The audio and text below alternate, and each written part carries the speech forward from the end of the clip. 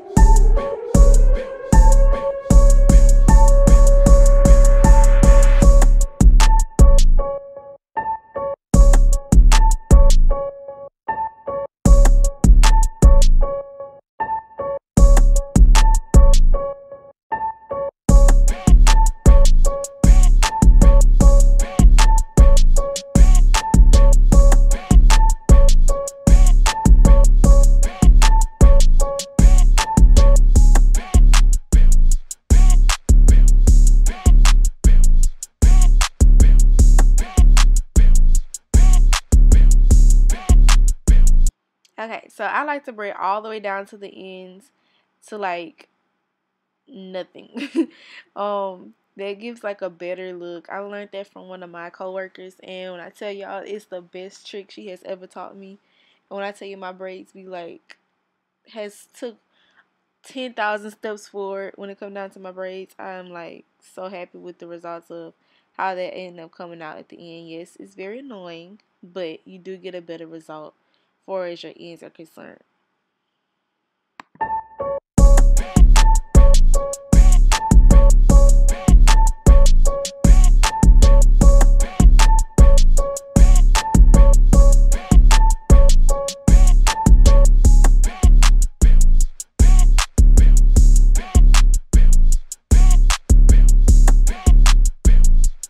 Okay, so because her ends are darker than her roots, and it is all, well, of course, a different color than the hair that we're using, we're going to tuck her ends. We're going to use the jam. We're going to wrap the hair around her hair and just braid. And that's how you tuck. It's not that hard. It's not that hard at all. But it can become tedious. And if you don't know what you're doing, then you can still be able to see the hair.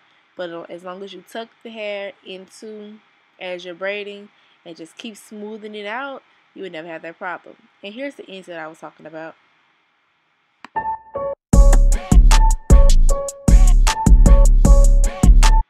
Okay, so I'm still sectioning off my hair. I'm actually sectioning and putting them in place as in the order that I want to actually install it. So we're going to split the hair again in threes. We're going to braid down as long as you want to braid down. Then we're going to immediately add in the extensions as if well, let's say that you already you know how to do knot braids. You're going to do the same thing basically. Still keep your hand in the same position until you're able to turn your hand to be a little more comfortable for you. But you're just gonna keep feeding on in. Yeah, baby, we just gonna keep on feeding on in. Okay. And like I said, as we're feeding in, we tuck in as at the same time. So it's the same thing as I said once before. Just keep using the jam to keep everything in place. And then, hey, everything falls beautifully. Some of these braids you're going to see that I didn't tuck as well. I mean, this is my little sister, so I was just doing this video on her. Because for one, she want to have hair ready, and for two, y'all wanted a video. So, here you go.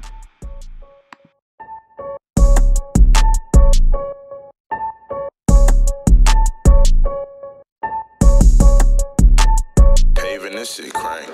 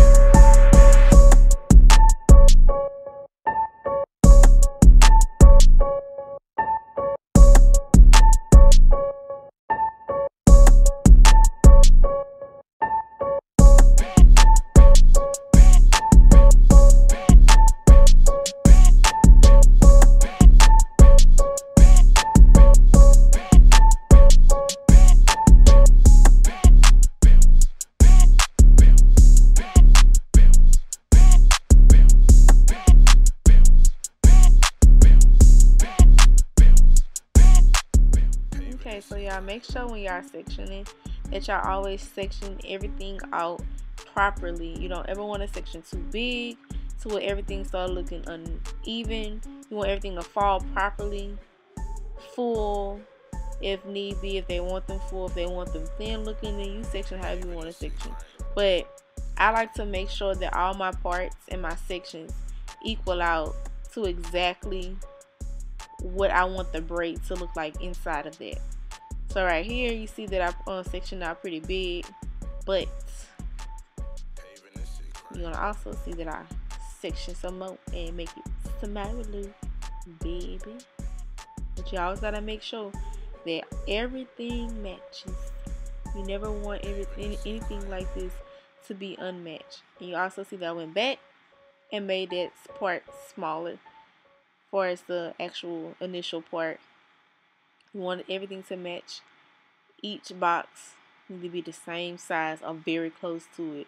That is so ugly. I hate when I see people braids just trifling looking, like, ooh, nasty. It look dusty, sweetheart. Who did your hair? You need to go get your money back, baby.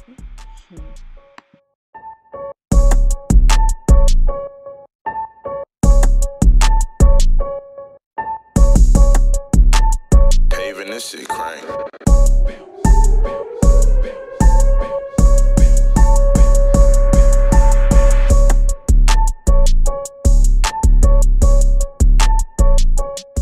And y'all, it is also a myth that you have to have your hair pressed out for braids or blow dried out.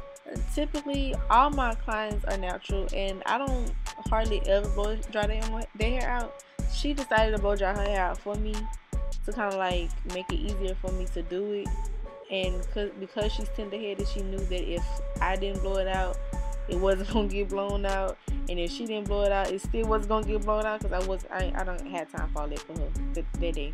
But you don't have to blow out natural hair in order to get a perfected look. As you can see, she has beautiful hair. She really does. Her curls are amazing.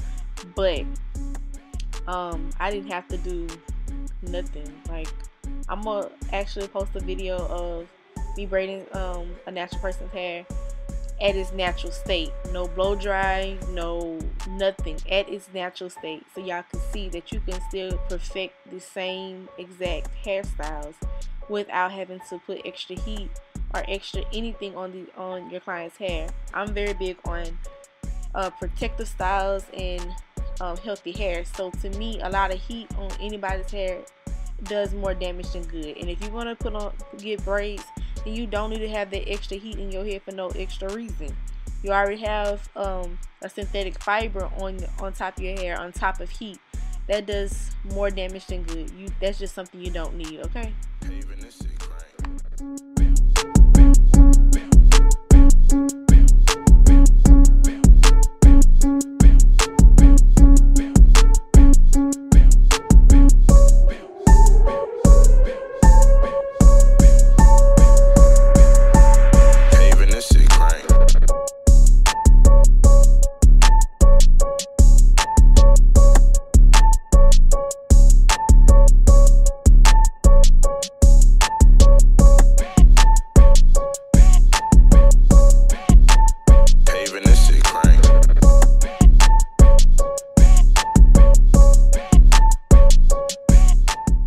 Okay, so this particular parting I just did is like an easier parting for to me.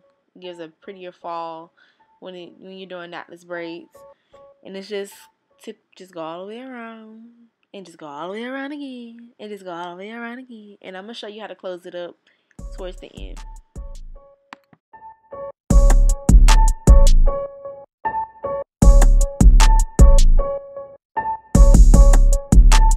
Paving this shit crank.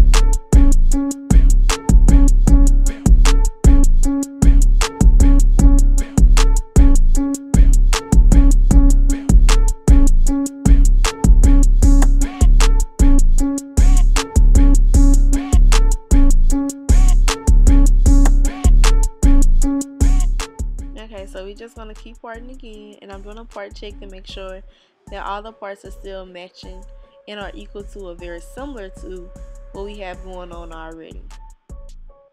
And this is how you're gonna keep closing it up. Just keep going around in a circle, and then at the top I'm gonna show you how to actually close it so where it still looks even and neat.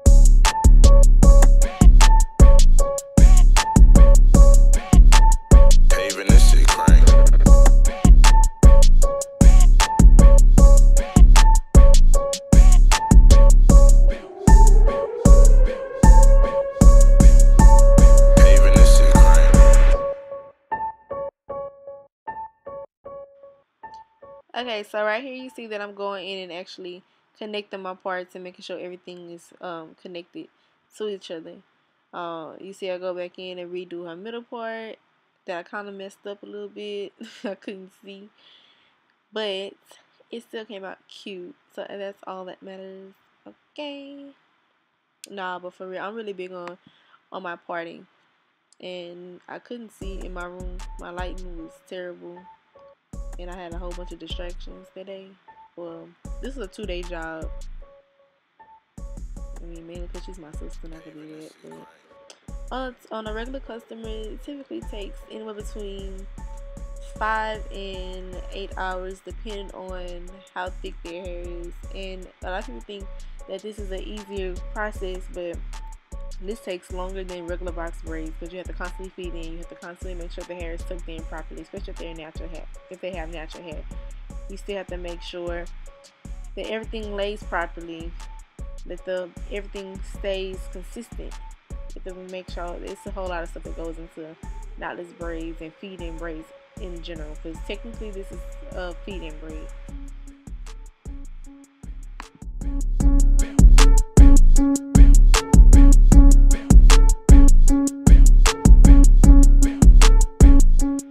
So now we're at the top. We're closing up now.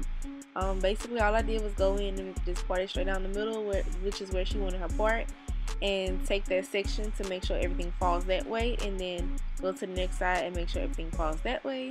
Then comes to the back and make sure all the things that need to fall towards the back properly and even. As you see, it turns into almost like a triangle, not triangle type thing, like a cone shape for those last 2 braids.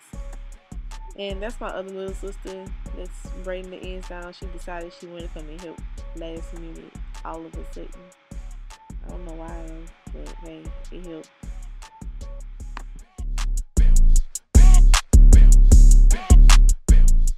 Okay, so now we're just gonna go in and cut the flyaways away and make sure everything is smooth and neat.